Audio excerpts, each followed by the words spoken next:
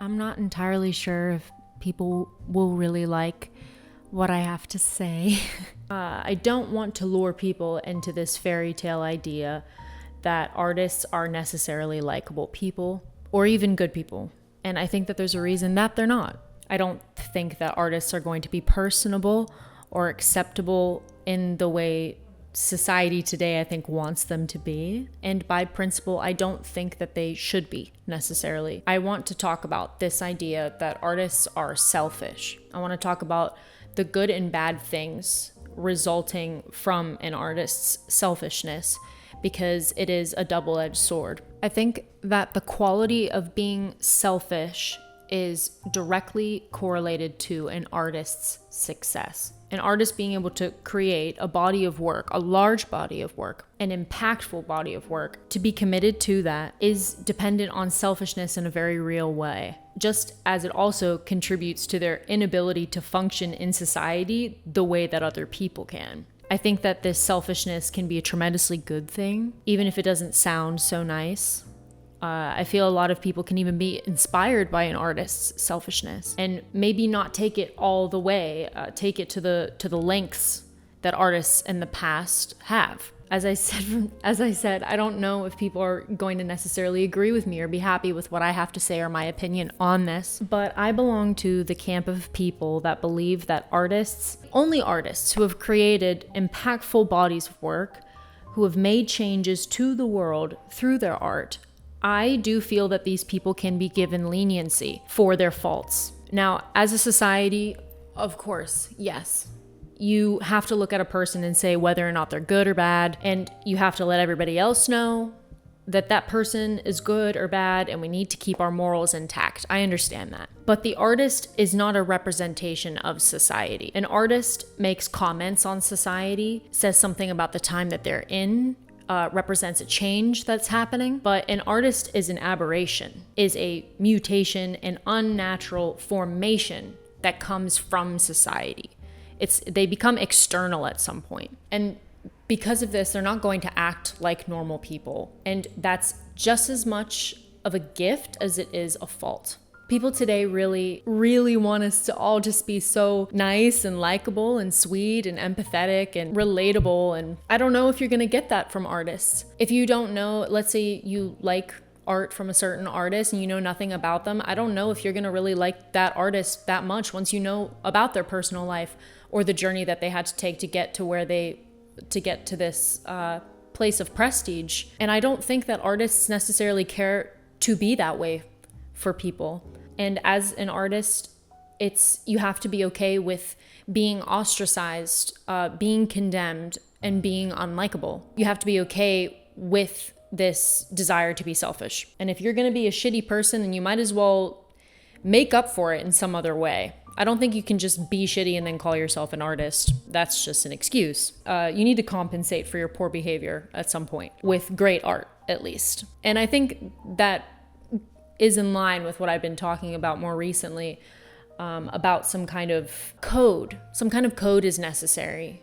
Beauty even has this code, I think, and that code can lead people either into immoral or moral behavior. I think it's a sense of honor and respect for your art and your craft. That's something that's more than most people have for their own lives. But I think this honor, this dignity, respect that you have for the art is where this lack of care for what other people think comes in. It's where the artist makes a separation from society because they put their artwork and themselves above everything else. Beauty is the code. People today have a moral high ground that is especially humanitarian, that's especially empathetic, and they look back on artists now, the masters as well as their contemporaries, and condemn them because of their personal life or how they treated people, their social life, the political parties that they were associated with, whatever their background is. I mean, the artist is really not,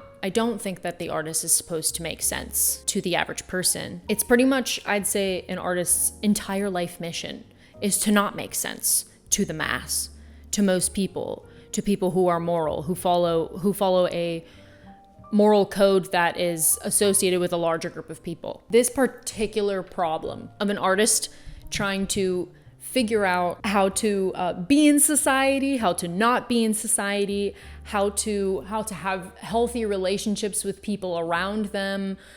This feeling of wanting to be in solitude, wanting to be an artist, but also missing the real world and feeling attachment like to other things is where I think things get so fucked up with artists and muses, with artists and their close friends, their family. This is where I think things get so messed up, is an artist feels this like earthly attachment or attachment to things that have nothing to do with art, that make them happy. But then they realize that this calling in their life, this greater thing, this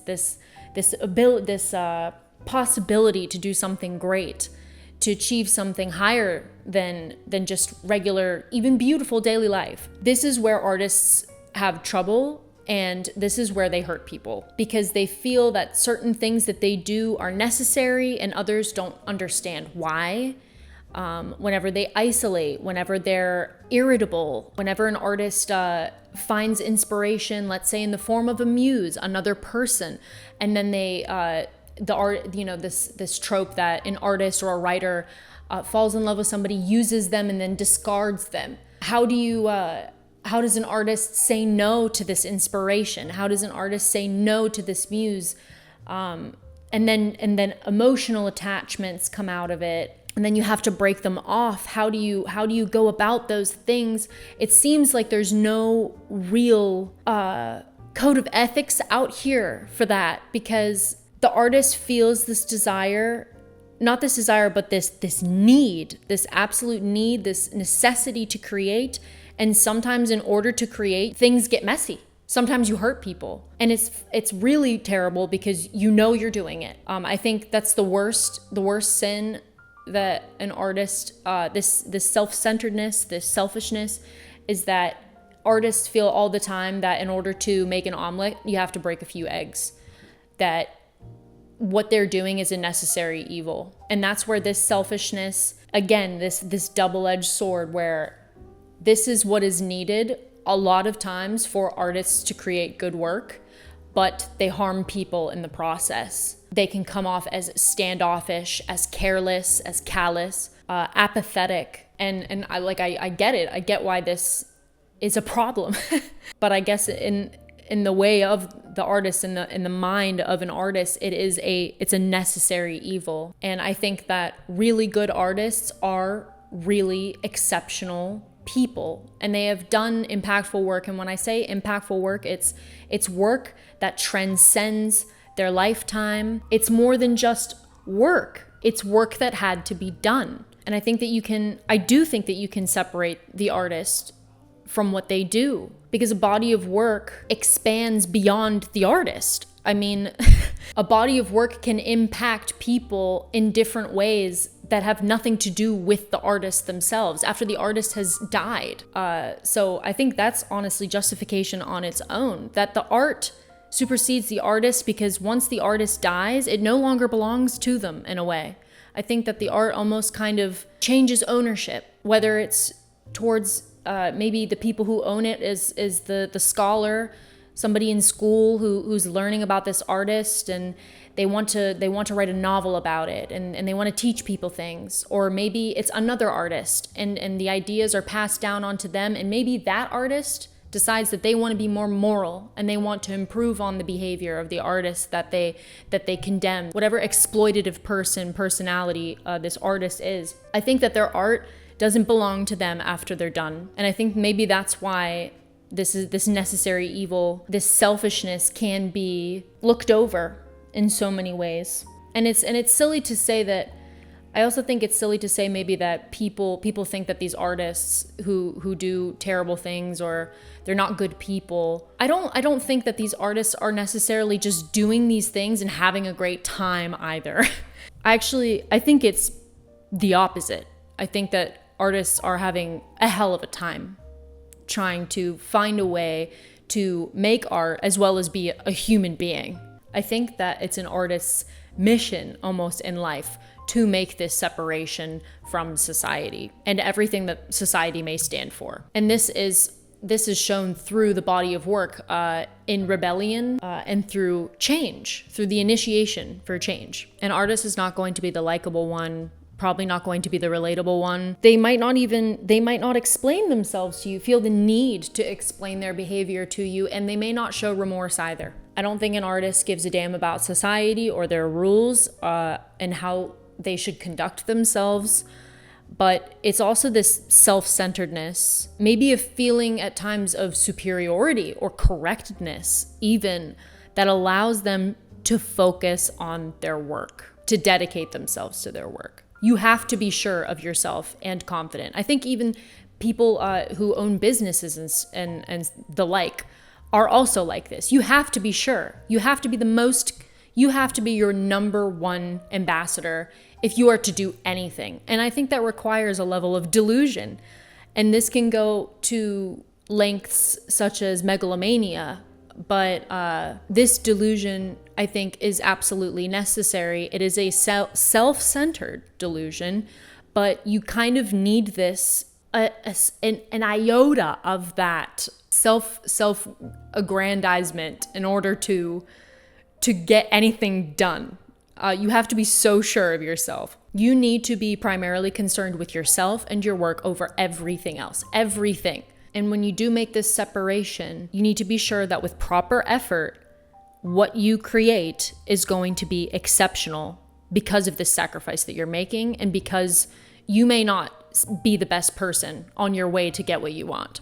If you're concerned with how people view you, if you're concerned with being an earnest member of society, you're going to have a harder time being a committed artist because you're wasting your energy on other people. And you need to be selfish. All that energy needs to be going towards you and your work and whatever else is necessary, sometimes social or not, to get to the place that you want to be with your art. The artist's primary job is not to appeal to you, is not to do the correct thing, the moral thing. It is the artist's job to make art. In order to make art, you have to know yourself. You have to get to know yourself. That means getting to know the good and the bad parts. And it means solitude. I mean, it takes dedication, sacrifice. It takes everything that you have. It means withholding yourself from people that you love. It means restricting your outside influences so as to not taint the work that you do. Because if you are surrounded, if you're in society too much, if you're around other people too much, their ideas, their ways of life are infiltrating your own. And you have to be exceptionally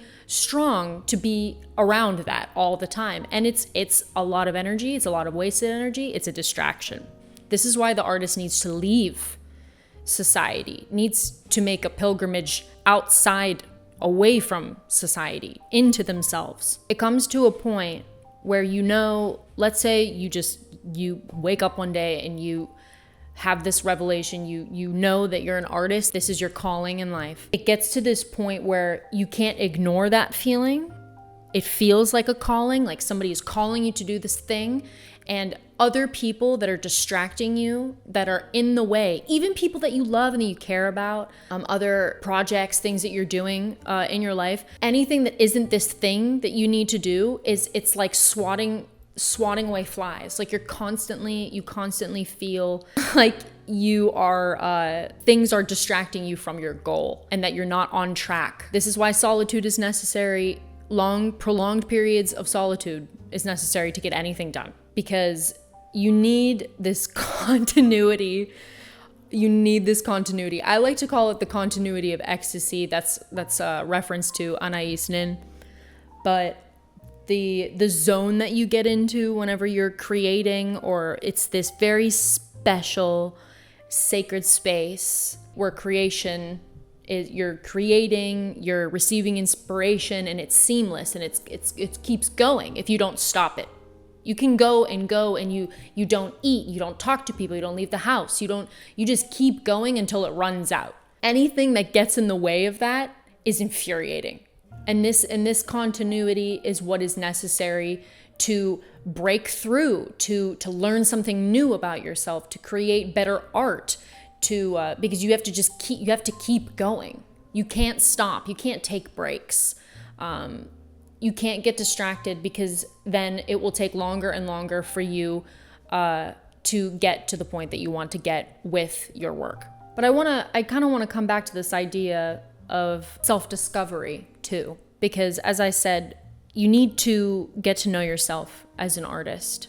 There's no question about it, because whenever you do any kind of artwork, and I realized this maybe 3 years ago when looking at my own artwork, how much I was saying about myself without I had never intended to say those things.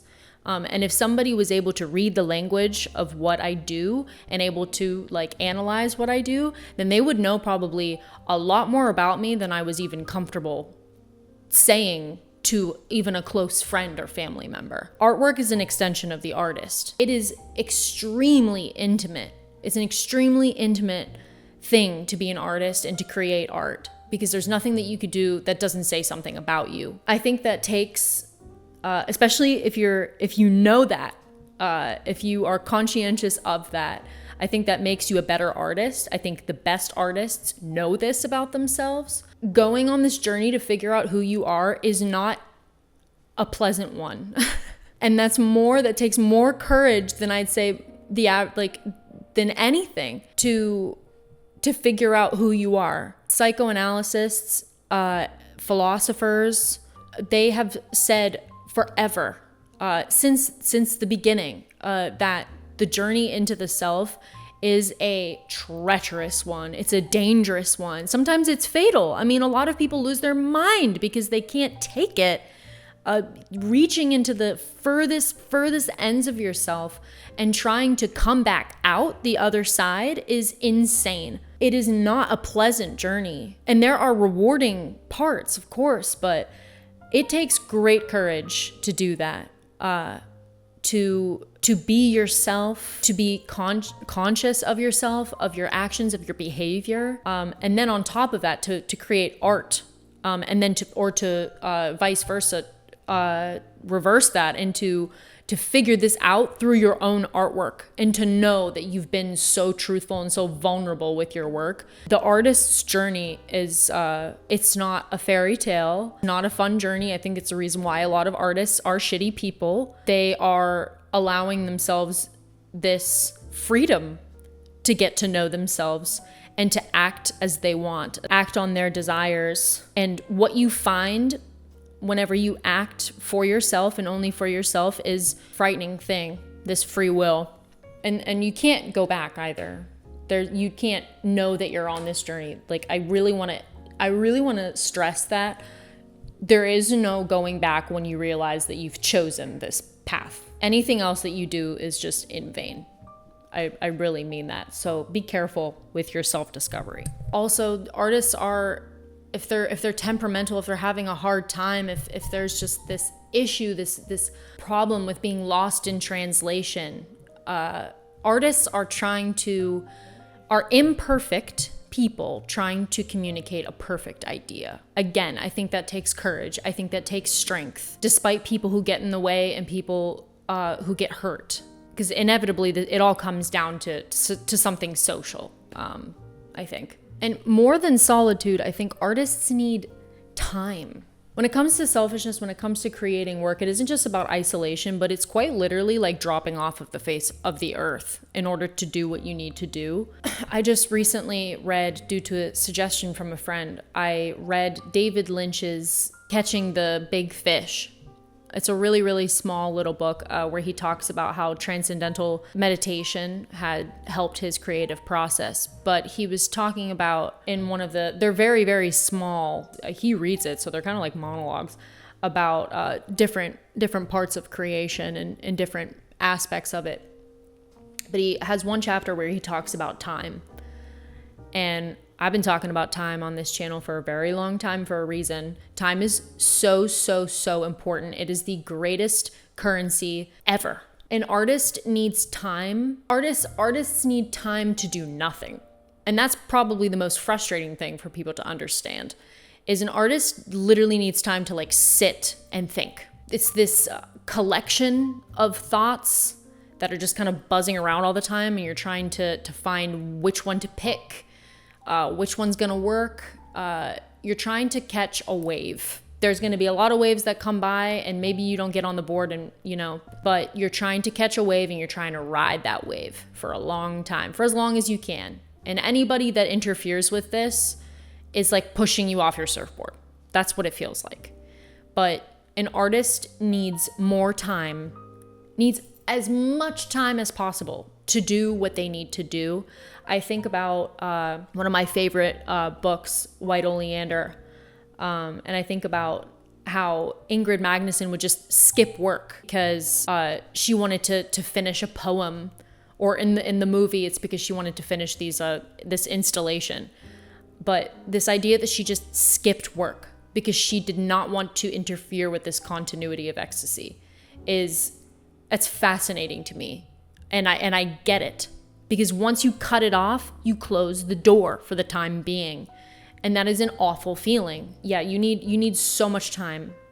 You need all the time, you need all this selfishness, all this time in the world to try and see if you can catch that wave. If there's even a swell in the first place to keep that metaphor going. Yeah, the artist will do absolutely everything necessary to achieve what they need to achieve. Fuck work. Fuck money. Fuck people I care about. Fuck society. Fuck all that. When it's just right, like sometimes there's no denying it. And the more you start obeying these impulses as an artist, the more you like cannot resist them. And you feel like a duty to yourself and to your artwork. It's painful, I think, to be an artist. And I'm really not even like that much of one. I think as a whole, I'd say I'm an artist. I've created quite a few things in my life, and I have my own reasons for that. But like, I understand, I think this selfishness and this desire to create. I feel the pain of the things that get in the way, and what that says about me, how that comes off to people. It's all very conflicting. And I just think more people should peer into the mind of an artist so as maybe not to make excuses for them, because you're going to think what you want to think, and you condemn whoever you want to condemn. It's just not so cut and dry. And the artist feels it too. Like the artist moves through life like it's a hellscape sometimes, because it's like cutting an umbilical cord with society. It's painful, and all you want is peace and tranquility and creation. But you have a family, maybe you have children, you have a job, you gotta make money, you gotta live this life, right? And it feels unnatural because it is. Nothing about being an artist is natural. Nothing about somebody who worships beauty is natural. But yeah, I'm done talking. I wanna know what you guys think.